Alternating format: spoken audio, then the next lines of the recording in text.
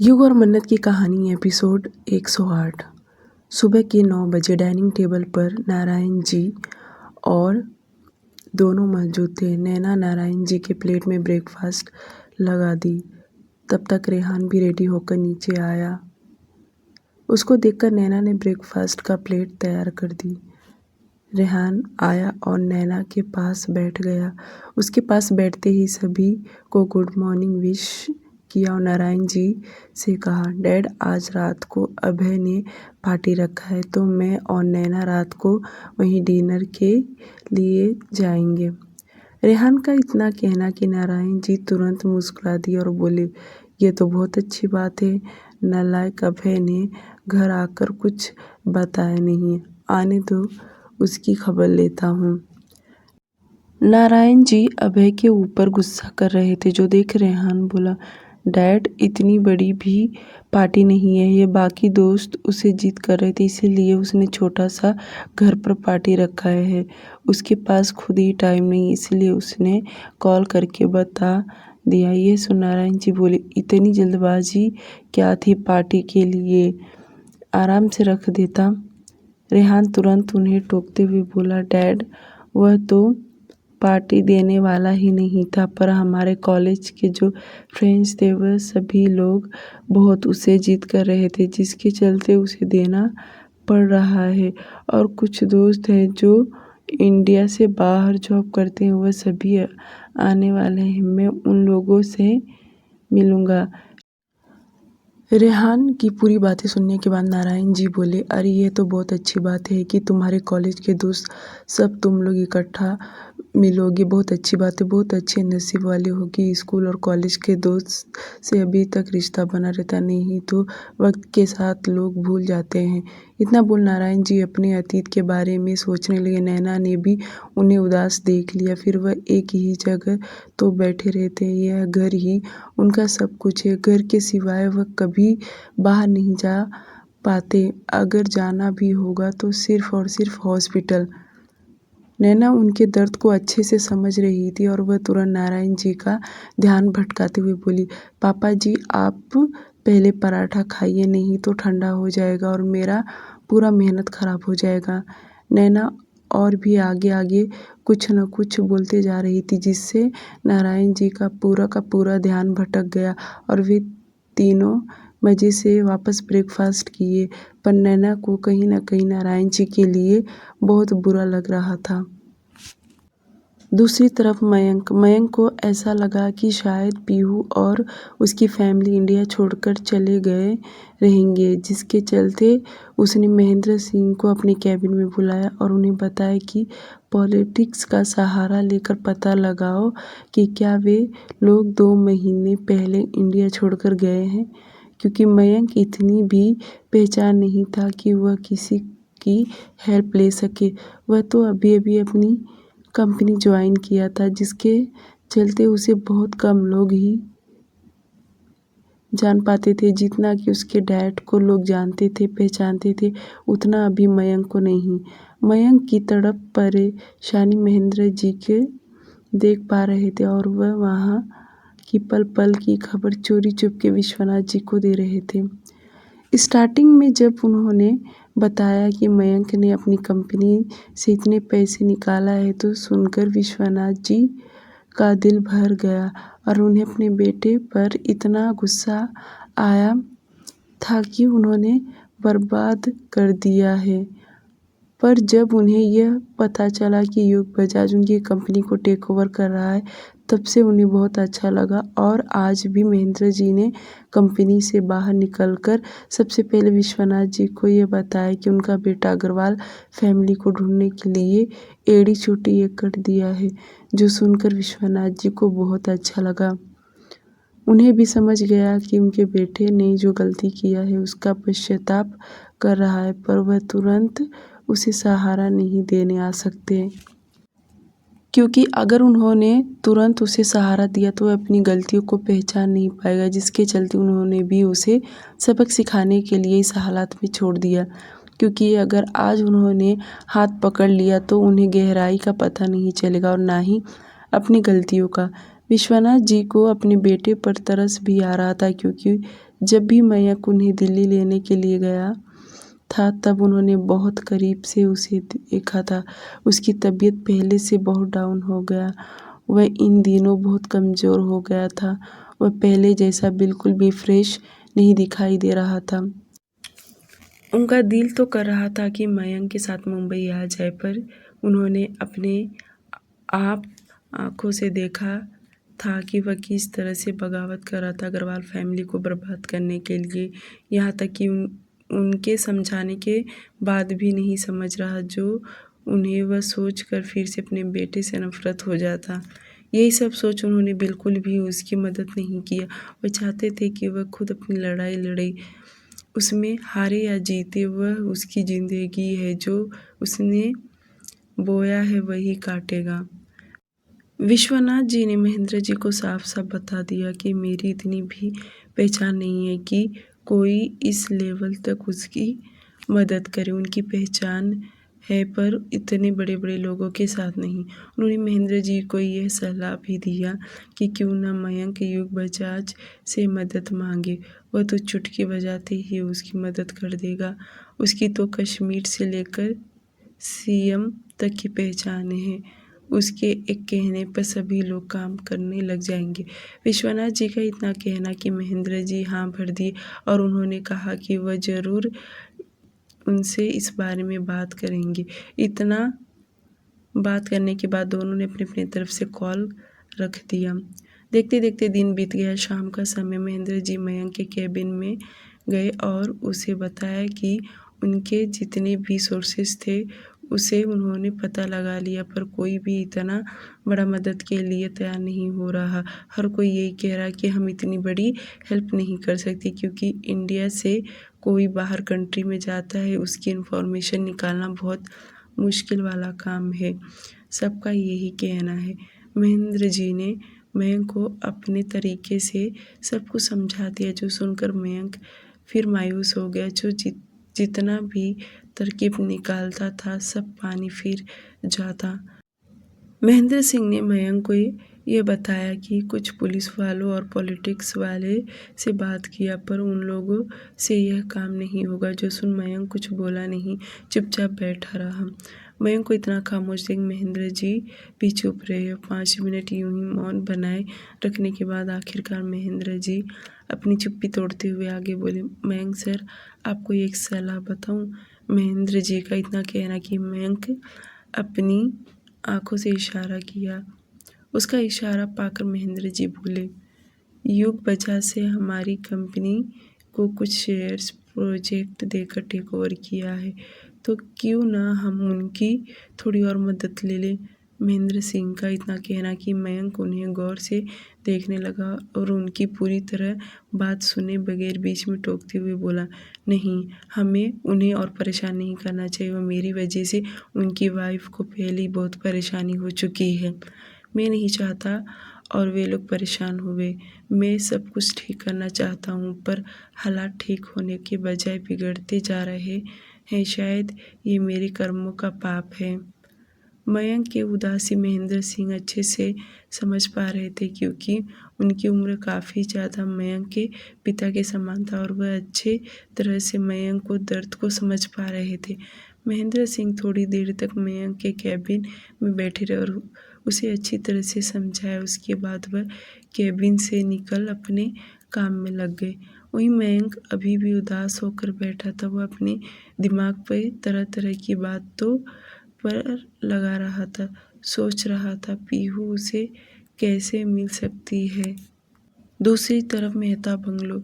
शाम होते ही रेहान घर पहुंचा, क्योंकि उसे आज नैना को लेकर अभय के घर जाना था। ऐसे अभय जल्दी ही ऑफिस से निकला था और वह पहले अभय से मिलने गया। उसके बाद वह सीधे अपने घर। रेहान बहुत जल्दी घर आ गया था और जब वह आया तो देखा नैना अभी तक रेडी नहीं हुई थी और उसे बिना रेडी देखे रेहान को गुस्सा आया, पर वह उस पर बिल्कुल भी गुस्सा करना नहीं चाहता था और शांत आवाज़ में बोला, तुम अभी तक रेडी क्यों नहीं हुई।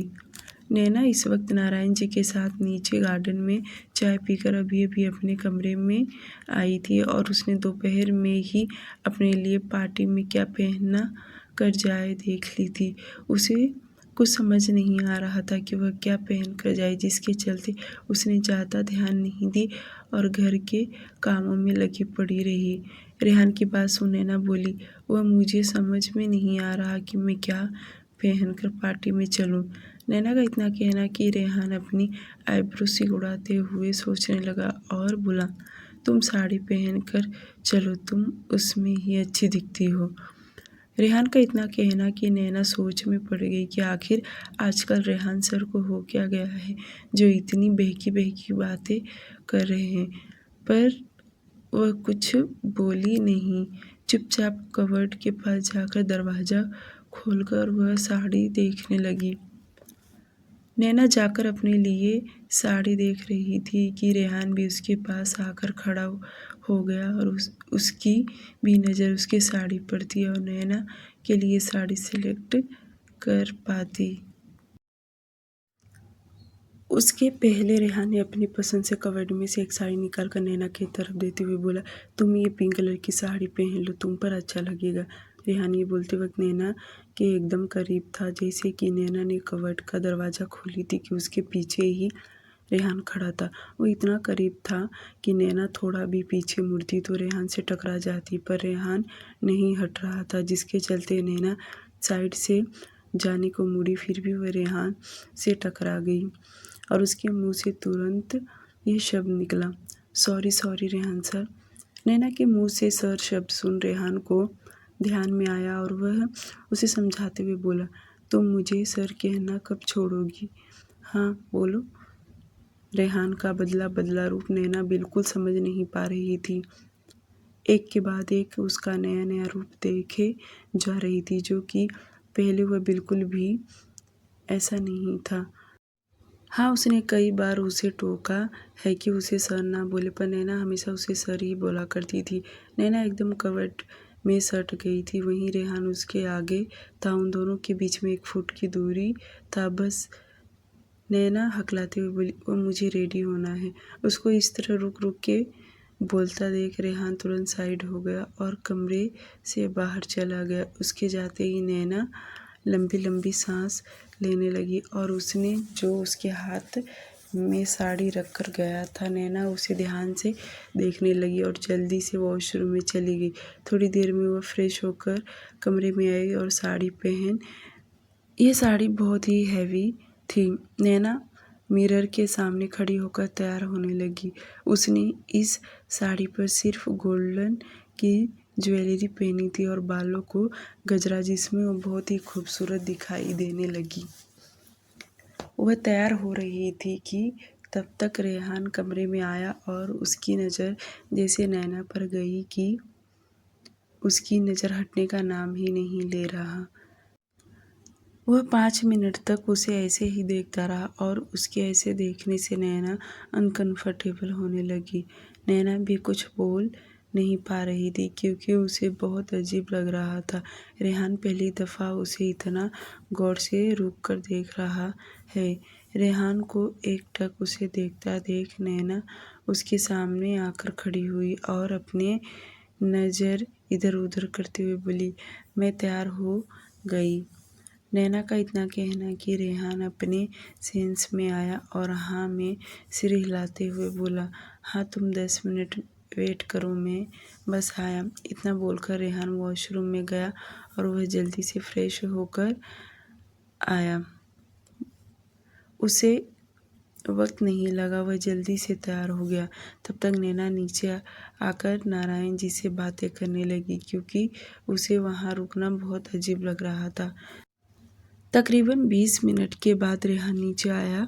उसने आज 3 पीस सूट पहना था जिसमें वह कमाल का हैंडसम दिखाई दे रहा था। नीचे आते ही रेहान नैना की तरफ देख बोला, चले। वहीं लिविंग एरिया में नारायण जी भी बैठे थे। उन दोनों ने उन्हें बाय बोलकर बंगले से बाहर निकले। बाहर आते ही कार में बैठ निकल पड़े।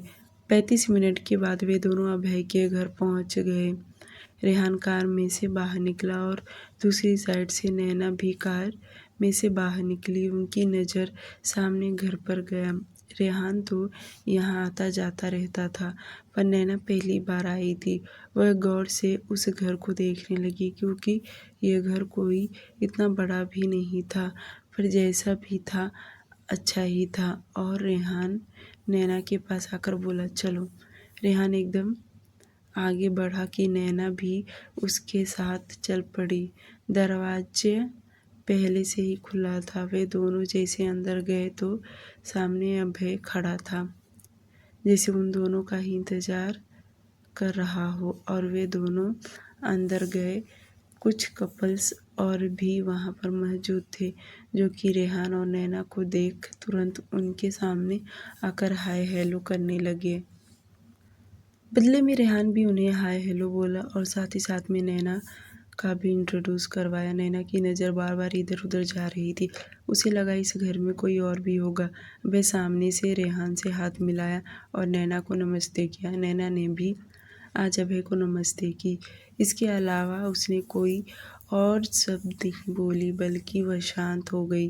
रेहान और अभय दोनों का प्लान बनाकर नैना को इस पार्टी में लेकर आए थे, जिससे बेखबर नैना थी। उसे जरा भी भनक नहीं था कि यह सब रेहान का प्लान है, बल्कि वह तो यही समझ रही थी कि हमेशा की तरह अभय खाने का दावत दिया है।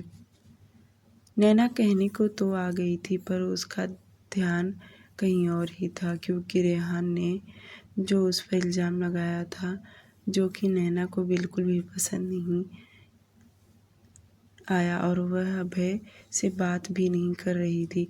ऐसा नहीं था कि उसे अभय पर गुस्सा या नफरत हो, वह सिर्फ रेहान की वजह से अभय से बातें नहीं कर रही थी, वरना वह अभय को अपने भाई का दर्जा दी थी। नैना ने अपनी नज़र चारों तरफ घुमाई, जिससे उसे पता चल गया कि अभय के घर में फ़िलहाल कोई लेडीज़ नहीं है। यह बात नैना पहले से ही जानती थी कि अभय के पेरेंट्स यहाँ पर नहीं रहते हैं। अभय अकेला ही यहाँ रहता है। उसने कोई सवाल जवाब नहीं की, बस रेहान के पास खड़ी रही। वह ये भी सोच रही थी कि वह ऐसा कोई काम नहीं करेगी जिससे रेहान को गुस्सा आए, और वहीं रेहान चाहता था कि नैना अभय से बात करे, सवाल जवाब करे। उसे उसकी चुप्पी बिल्कुल भी देखा नहीं जा रहा था। जो बाकी गेस्ट आए हुए थे, वह सभी उनके कॉलेज स्कूल के फ्रेंड्स थे, जो कि अब हर कोई अपने बिजनेस जॉब में बिजी हो गया था। एक दूसरे से मिल पाना उनके लिए अब मुश्किल होता था, पर कॉल या मैसेज पर उनकी बातें हुआ करती थी। रेहान ज़्यादातर किसी से बात नहीं कर पाता था, पर आज उन लोगों को देख सभी से हैंडशेक और बातें करने लगा। नैना वहीं अकेली पड़ गई थी, और रेहान जानबूझकर उसे छोड़कर गया ताकि वह किसी और से बात करे। अब नैना को भी बहुत अजीब लग रहा था कि वह अकेली खड़ी है। इतने भी गेस्ट नहीं थे, क्योंकि रेहान और अभय ने कुछ ही लोगों को बुलाया था, ताकि ज़्यादा भीड़ भाड़ ना हो। अभय डिनर टेबल लगा रहा था। टेबल पर उसने जो भी खाने का ऑर्डर मंगवाया था, वह सब लगा रहा था, और रेहान दूर बैठा उसे देख रहा था। और जब अभय का ध्यान रेहान पर गया, तो रेहान ने उसे आंखों से इशारा किया। उसका इशारा था कि वह नैना के पास जाकर खुद जाकर बात करे। वैसे तो वह करेगी नहीं, ये बात तो रेहान अच्छे से समझ गया था। रेहान का इस तरह से इशारा करता देख अभय ने भी पलकें झपका दिया, और वह अपने हाथ में मैंगो जूस ले नैना के पास गया और उसे देते हुए बोला, भाभी आप इधर क्यों खड़ी हैं? आप भी बैठिए ना। नैना को अच्छा नहीं लग रहा था कि अभय काम कर रहा है, और तो और उसके लिए जूस भी लेकर आया। नैना थोड़ी संकोच करती हुई बोली, नहीं मुझे जूस नहीं पीना, आप पीजिए। नैना का ना सुना अभय आगे बोला, भाभी आप तो हमारे मेहमान हैं, और ये जो कुछ मैंने अरेंज किया है, ये सब आप लोगों के लिए ही किया है, और मैं आज आप लोगों का सेवक हूँ। अभय का इतना कहना कि तब तक रेहान भी नैना के सामने आकर खड़ा हो गया। नैना को लगा कि ज़रूर रेहान ने दूर से उन दोनों को बात करते देख लिया, इसलिए तो आया। नैना साइड जाने को हुई। रेहान बोला, नैना तुमने जूस क्यों नहीं लिया? ले लो, पी लो, अभी खाना खाने में टाइम है, अभी भी कुछ लोग आ रहे हैं, तब तक हमें उन लोगों का इंतज़ार करना पड़ेगा, तो तुम जूस पी लो। रेहान का आज बर्ताव बहुत ही अलग था, जो कि नैना अच्छे से देख पा रही थी, और रेहान के कहने पर उसने अभय के हाथ से जूस ले ली। वहीं अभय थोड़ा नाटक करते हुए बोला, रेहान मैंने खाना सब बाहर से मंगवाया है, क्योंकि मुझे तो कुछ आता नहीं बनाने, इसलिए तो तुम लोगों को पहले ही मैंने बता देता हूँ, मुझ में कोई कमियां मत निकालना। अगली बार तुम लोगों को मैं जब पार्टी दूंगा तो उसमें सिर्फ तुम लोगों को मैं मैगी ही खिलाने वाला हूँ, क्योंकि सिर्फ मुझे मैगी खिलाऊंगा, क्योंकि मुझे सिर्फ वही आता है बनाने। ऐसा नहीं था कि अभय को काम करने नहीं आता, उसे बहुत कुछ आता था, पर जिस तरह से लड़कियां काम करती हैं उस तरह से अभय काम नहीं कर पाता। अभय रेहान की तरफ देख आगे बोला, मुझे बहुत काम है, मुझे खाना भी टेबल पर लगाना है और भी वगैरह वगैरह। वह अपना काम गिनाकर शुरू कर दिया। अभय की सारी बातें सुन रेहान बोला, पता है मुझे कि तुझे काम नहीं आता, तू है ही पहले से आलसी कामचोर। जब तूने पार्टी का अरेंज किया तो तुझे हाउसकीपिंग रख लेना चाहिए था ना, पर नहीं, तू तो जानता है ना कि अकेले काम करता हूँ। अभय के घर में पहले से ही एक आंटी काम किया करती थी, पर अभय ने आज उसे छुट्टी दे रखा था। उन दोनों की कन्वर्जेशन नैना ध्यान से सुन रही थी, और साथ ही साथ में वह जूस भी पी रही थी। रेहान एक नज़र नैना की तरफ देख बोला, अभय तू नैना की हेल्प ले ले, वह खाना टेबल पर अच्छे से लगा देगी, क्योंकि मुझे नहीं लगता तू सबको अच्छे से हैंडल कर पाओगे, तो नैना को करने दे और तू उसकी मदद कर देना, वरना पता चला तू सब काम नैना को ही सौंप देगा और नैना को यहाँ आने पर पछतावा होगा। मैं उसे यहाँ लेकर आया काम करवाने के लिए। नैना तो शॉक्ड होकर रेहान को देख रही थी कि वह खुद उसे अभय के साथ काम करने के लिए कह रहा है, और ऊपर से उसका साइड भी ले आए। क्या हो गया है? नैना के दिमाग में यही सब चल रहा था, पर क्या ही था, अगर रेहान ने उसे काम करने के लिए कहा है तो उसे करना ही पड़ेगा, और वह दोनों इस वक्त किसी और के घर पर हैं, तो जाहिर सी बात है नैना ना भी नहीं कह सकती। रेहान की बात मानकर नैना हाथ में पकड़ा हुआ जूस का गिलास जल्दी से ख़त्म की और ले जाकर किचन में रखी, और साड़ी का पल्लू कमर में दबा अभय के साथ काम में लग गई। वे दोनों टेबल पर पूरा खाना लगा दिए, और बाकी के जो भी काम थे वे दोनों कर रहे थे। अभय बीच बीच में नैना से बातें किए जा रहा था कि यहाँ पर रखना है, वहाँ पर रखना है, ऐसा करना है। नैना वैसे ही कर रही थी और उसके बातों का सिर्फ हाँ या ना में जवाब दे रही थी। अभय ने भी ज़्यादा नैना पर फोर्स या दबाव नहीं डाला। जो भी हो, शुरुआत तो अच्छी है, जिससे अभय को बहुत अच्छा लगा कि रेहान अपनी गलतियों को अच्छे से सुधार रहा है।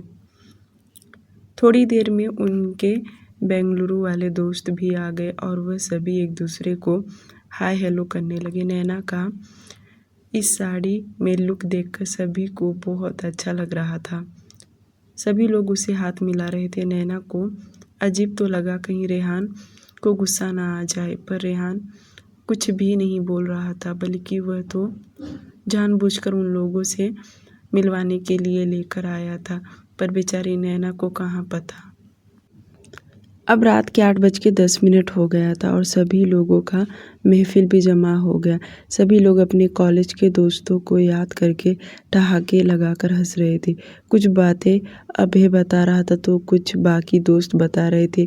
रेहान की भी उन लोग टांग खींच रहे थे कि वह किस तरह से सीरियस रहता था, सिर्फ और सिर्फ अभय के ही साथ ज़्यादा घुल मिल कर रहता था, बाकियों से जल्दी मिक्स नहीं होता। आज नैना रेहान के बारे में बहुत कुछ जान गई थी कि वह अभी से नहीं बचपन से ही कठोर दिल का है, उनके दोस्त नैना की भी खूबसूरती की तारीफ कर रहे थे। जो नैना नज़र उठा के रेहान की तरफ देख रही थी कि उसे गुस्सा तो नहीं आ रहा है ना। उसके मन में तो अलग ही डर था, पर कई बार रेहान मुस्कुरा दिया जो नैना समझ नहीं पा रही। आज नैना की तारीफ़ें सुनकर रेहान को भी कहीं न कहीं अपने इस फैसले पर गर्व कर रहा था कि उसने उस वक्त अच्छा फैसला लिया कि नैना से शादी किया।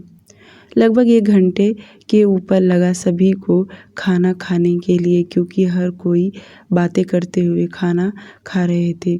उनके बाद सभी लोग सोफ़े पर बैठे बातें करने लगे और कुछ लोग तो ड्रिंक भी कर रहे थे। वहीं नैना रेहान के बगल में बैठ उनकी बातें सुनकर मुस्कुराई जा रही थी। हर कोई अपनी अपनी लाइफ का पास्ट हो या प्रेजेंट बता रहा थे। अभय के दिमाग में कुछ चल रहा था और वह कुछ सोचते हुए नैना से बोला, भाभी आप भी बताइए कुछ अपने बारे में। अभय का इतना कहना कि नैना को गुस्सा आ गया। उससे वह मन में सोचने लगी कि अभय को सब कुछ पता है, फिर भी वह जानबूझकर सभी के सामने मुझे बोलने के लिए कह रहा है। नैना क्या बताए, उसे कुछ समझ में नहीं आ रहा, फिर भी वह शॉर्टकट में बताना स्टार्ट की। जैसे आप लोगों की लाइफ है, मेरी उससे बिल्कुल भी अलग है। मैं ना कोई बड़े कॉलेज में एजुकेशन ली हूँ और ना ही कोई बड़े ख्वाब थे। हमेशा से हालात से लड़ना यही सीखा है। कहते हैं ना, जीना है तो लड़ना तो पड़ेगा। तो वही सब कुछ मेरी ज़िंदगी में उतार चढ़ाव चलता रहा है। नैना बोल ही रही थी कि तभी एक उसके सामने बैठे कपल पूछा, वैसे तुम्हारी और रेहान की पहली मुलाकात कैसी रही और तुम दोनों शादी तक रिश्ता कैसे लेकर आ गए। वैसे तो हम लोगों ने शादी अटेंड किया था, पर हम इस वक्त तुरंत बेंगलुरु चले गए और इतनी बातें करने का मौका भी नहीं मिला कि पूछें। उनका इस तरह से सवाल पूछना रेहान और नैना एक दूसरे को देखने लगी, क्योंकि उन्हें बिल्कुल भी अंदाज़ा नहीं था कोई ऐसा भी उनसे सवाल पूछेगा। नैना के पास जवाब तो बहुत था, पर वह क्या बताए उन्हें। पर नैना अपना स्मार्ट दिमाग चलाते हुए बताई कि मैं काफ़ी दिनों से इंटरव्यू दे रही थी, पर मुझे जॉब नहीं मिला और उसी समय मेहता इंटरप्राइजेस में इंटरव्यू के लिए गई। तभी मेरी मुलाकात रेहान सर से हुई। उन्होंने मुझे जॉब पर रख लिया और ऐसे बहुत सारी बातें हैं जो मैं आप लोगों से नहीं बता सकती। बहुत टाइम बताने में जाएगा, इसलिए मैं आप लोगों को शॉर्टकट में बता रही हूँ कि रेहान सर मेरी हर वक्त हर समय मदद ही किए हैं।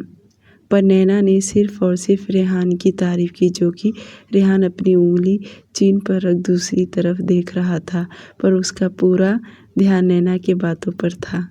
वह उसकी बातें ध्यान से सुन रहा था। वैसे तो उन दोनों को पता है कि उनकी पहली मुलाकात कैसी हुई थी और उनमें कितनी बहस हुई है। वह सब रेहान भी अच्छे से जानता है, पर नैना सब कुछ शॉर्ट में सभी के सामने बता दिया और अलग तरीके से उसने बताना सही समझी, जो कि रेहान को भी बहुत ज़्यादा अच्छा लगा। नैना ने बहुत कुछ बताया और वह सिर्फ रेहान की तारीफ़ ही की, जो सुन सभी लोग हंस पड़े। अभय को भी अच्छा लगा कि नैना बहुत समझदार लड़की है। रात 10:15 पे सभी देर तक सभी लोगों ने इसी तरह बातें करते रहे। उसके बाद उनकी बाकी के दोस्त धीरे धीरे अलविदा लेकर जाने लगे। डिनर करने की वजह से अभय के घर में चीज़ बिखरी हुई थी। सभी के जाने के बाद अभय डाइनिंग टेबल से सब प्लेट उठाने लगा। उसको काम करता देख नैना तुरंत उसके पास गई और उसे रोकते हुए खुद वह प्लेट उठाने लगी। अभय उसे मना करते रहा। उसे बिल्कुल भी अच्छा नहीं लग रहा था कि नैना उसके घर के काम करे। वह मेड को कल बुलाकर सब सफाई करवा लेगा, तो नैना के सामने बताना नहीं चाहता था कि उसके घर में ऑलरेडी मेड है, नहीं तो उसकी चोरी पकड़ी जाएगी। अभय मना करते रह गया, पर नैना सुनी नहीं। वह खुद प्लेट उठाकर किचन में ले गई जाने लगी। नैना जैसे किचन में गई कि अभय रेहान के तरफ देख कंधे उचकाया कि ये सब क्या है, क्योंकि उसे बिल्कुल भी अच्छा नहीं लग रहा था। नैना के पीछे पीछे अभय भी किचन में गया तो देखा नैना बर्तन साफ करने लगी, जो देख अभय को बहुत बुरा लग रहा था और पास आते ही मना करने लगा, पर नैना कहाँ मानने वाली। रेहान भी किचन में आ गया और अपने दोनों हाथ फोल्ड किए दोनों को देख बोला, अबे तू तो बहुत मतलबी निकला, इतना कंजूस है कि एक मेड नहीं रख सकता। तू कह देता तो मैं ही रख देता था। तुझे क्या मेरी वाइफ मिली थी? अब तू बुलाता भी रहेगा तो भी कभी नैना नहीं आएगी। रेहान का इतना कहना कि नैना बर्तन साफ कर रही थी, वह रुक गई और अभय की तरफ देखने लगी, जो बेचारा सा चेहरा बनाए हुए देख रहा था, और जल्दी जल्दी में बोला, नहीं भाभी ऐसी कोई बात नहीं है, देखना मैं कल मेड रख लूँगा, आप रहने दीजिए। इतना बोल अभय रेहान की तरफ देखने लगा। वहीं रेहान ने अपनी आंखों से इशारा किया, जिसका मतलब था कि अब चुप ही रहे। वहीं नैना ने धीरे धीरे सारे बर्तन साफ कर दी और अभय और रेहान दोनों हॉल में आए। उन्होंने बाकी के सभी सामान ठीक ठाक कर दिया। अब उसका घर पूरा चकाचक पहले जैसा हो गया। जब नैना हॉल में आई तो रेहान उसे देख बोला, चले अब घर? जो सुन नैना ने भी हाँ भर दी। नैना अपनी साड़ी का पल्लू ठीक करते हुए रेहान के साथ जाने को हुई। रेहान उसे रोकते हुए बोला, नैना मुझे तुमसे और अभय से कुछ ज़रूरी बात करना है। रेहान का इतना कहना कि नैना डर के मारे उसका दिल धक धक करने लगा। वह डरने लगी कि ज़रूर रेहान गुस्सा करेगा, क्योंकि उसने अभी अभी अभय का मदद जो की है। डर के मारे उसका चेहरा मुरझा गया, जो कि रेहान अभय दोनों देख सकते थे। रेहान एकदम नैना के पास आया और अपनी बात रखते हुए बोला, नैना मैं उस दिन भी तुमसे माफ़ी मांग रहा था और आज भी तुमसे माफ़ी मांग रहा हूँ। मुझे तुम पर और अभय पर कभी इस तरह से बात नहीं करना चाहिए था। वो शब्द मैं यूज़ नहीं कर सकता हूँ, जिसकी वजह से मैं काफ़ी ज़्यादा शर्मिंदगी महसूस कर रहा हूँ। मुझे पता है तुम दोनों का रिश्ता भाई बहन का रिश्ता एकदम पवित्र है। प्लीज़ तुम दोनों मुझे गलत मत समझो। मैं उस टाइम खुद परेशानियों से बाहर नहीं निकल पा रहा था। मुझे वक्त लगा हर एक चीज़ को समझने के लिए, जो मेरे अंदर 28 सालों से नफ़रत भरा पड़ा है। वह शायद मैंने नैना पर गुस्से में निकाल दिया। तो मैं अभी भी तुमसे हाथ जोड़कर माफ़ी मांग रहा हूँ।